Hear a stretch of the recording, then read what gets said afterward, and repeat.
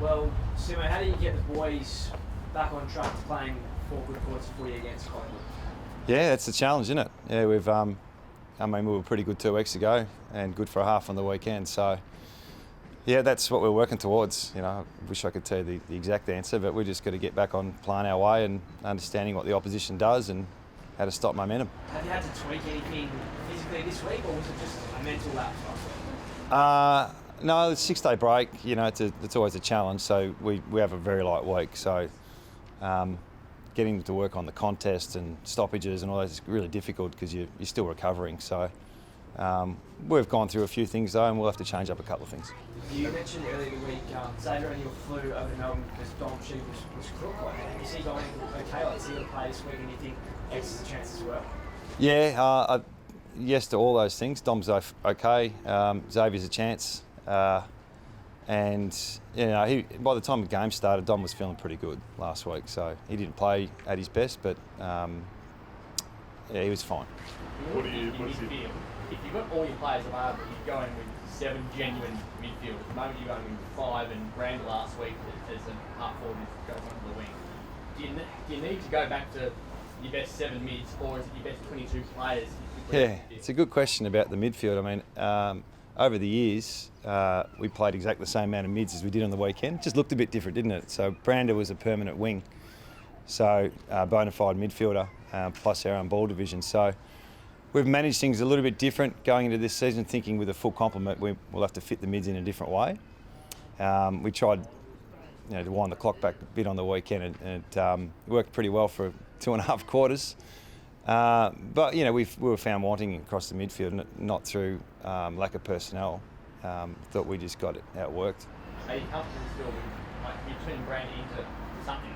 Two reason forward and back at mid at times. Yeah. Whereas you got O'Neill and Ainsworth as examples who are genuine mid. Yes. So are you comfortable with having the experiment working out who's playing the other one, or do you need someone who's an established midfielder over time to play?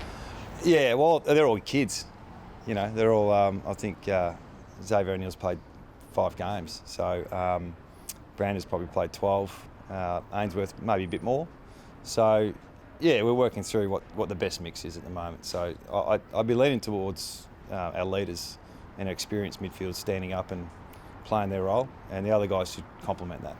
Do you see that being an important part of this game? Because since the final last year, there's top-end midfielders on both sides that are missing. Yeah. Is that midfield depth going to be a big factor? I think it's a challenge for both. Yeah, I think both clubs are working through what their best version looks like. So I think we both admit you need maximum performance from your leaders, and that's our expectation as well. So it's going to be a great battle, and they beat us 5 games ago, really. So I don't think they'd be too worried about coming over here.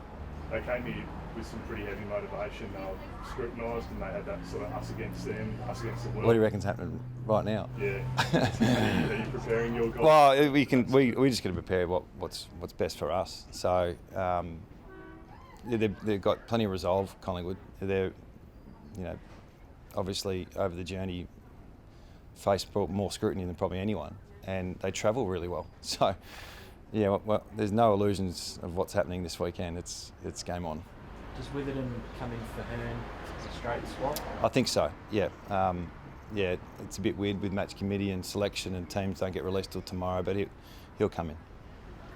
What have you seen of him so far? He obviously, at the pre-season, looked like he was trying to figure out what the hell was going on from Brisbane to here, and has he gone adapting to the differences in how you play? Yeah, he's still working on it. Like he's 22. He had a different role at Brisbane, so he's got to work out what our way is. But essentially, he's a good footballer, and he's got a good footy brain. Uses the ball pretty well, so we see him, over time, really fitting in well with what we do. So Shannon going out of the side, Alex is a really good replacement. Shannon's obviously kicking in as well. Yeah. There's Witherden, McGovern had it last week. It's a pretty important role. And fantasy football people will really be interested in your answer as well. Oh, you get extra stats too from kick-ins. Look, I think Wither will take his fair share of kick-ins, so put him in your whatever dream team side you got. So he'll take some kick-ins, and Gov will as well.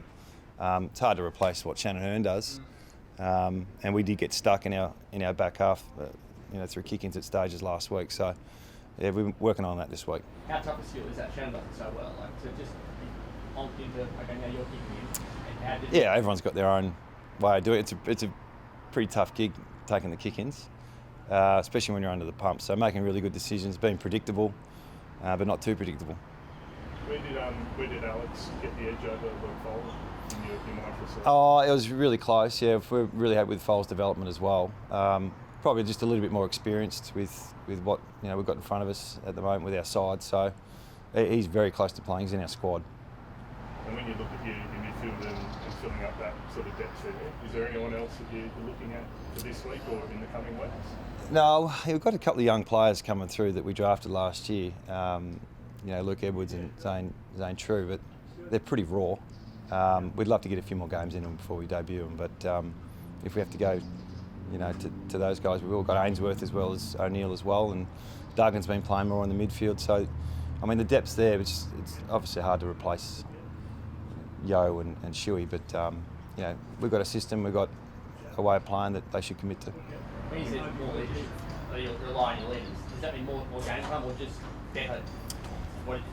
And it's just in general. I think every club's the same. You need your best players playing well. And standing up when you need to. So, yeah, that's every week, and they've been doing that for a long time.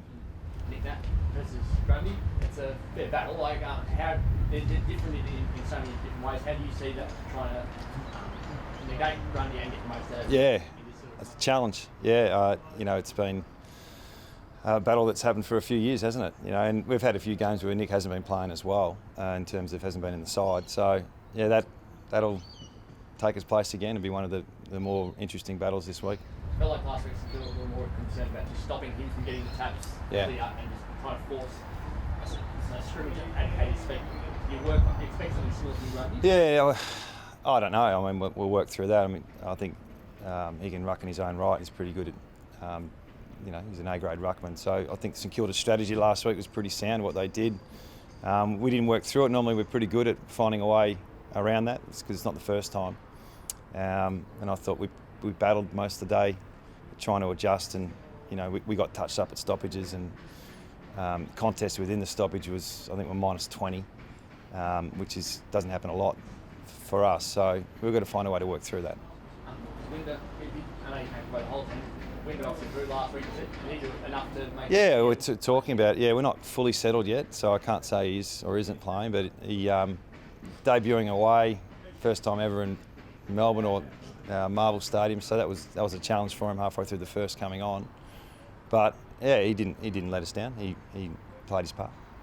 You mentioned earlier this week that a bit of a mini pre-season for Elliot Yeo. Yeah. To get underway. Yeah, he trained the other night, Yoey. Yep. So that was great science. He blew up in 5 minutes, but he was on the track and he topped up with his running. So I think the main thing for that is how does he pull up? If he pulls up well, I haven't seen him today, but if he pulled up well, then we just continue to move forward. And with the skipper, are you looking at sort of any other options for him through his rehab? Is there anything?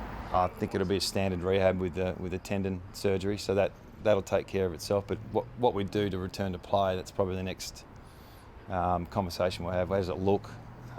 So the recovery and rehab's always been pretty consistent. It's just getting him to sustain it on game days, the challenge. Just when he actually did that, the tendon, normally you see him go grab it straight away. No, sometimes tendons just happen the same as hamstrings, so very, very small. We're talking tiny, So whenever you get a scan, you've got your fingers crossed it's no tendon involvement, and unfortunately this one did. So it wasn't a significant, grab, but he definitely was there. You obviously coached in a recent grand final. There's a bit of debate around having a 2-week gap between the prelim and grand final week because of the concussion protocols. Do you have an opinion on that? I don't really have an opinion. It'd be great to be worrying about that. No, I'm going to sit in the fence. I haven't thought about that one. Sorry. 60,000 tomorrow night, a spicy game. Is this sort of an opportunity, as good an opportunity to sort of really get some momentum going as you head into the middle part of the year? Yeah, look, it's a big game. Yeah, this time of year for all clubs. There's probably 15 clubs going through what we and Collingwood are going through, a bit inconsistent. We've won one, lost one, won one, lost one. We think we've been in a position to win every game. and we haven't closed them out. So yeah, we've been a little bit disappointed in the results. So lapses in concentration and consistency's cost us. But I think there has to be 15 clubs going through the same thing. So trying to just etch out wins is critical this time of year. So it doesn't matter how you do it. We're just looking for a win. It feels like an eternity since we've had 100% capacity. It is an eternity. Yeah. How loud is it going to be? How passionate do you reckon your fans are going to be? What do you like? Well, we're hoping, I think I said this the other day, we're hoping for 55,000 Eagles supporters and 200 Collingwood supporters. So, yeah, bring the noise.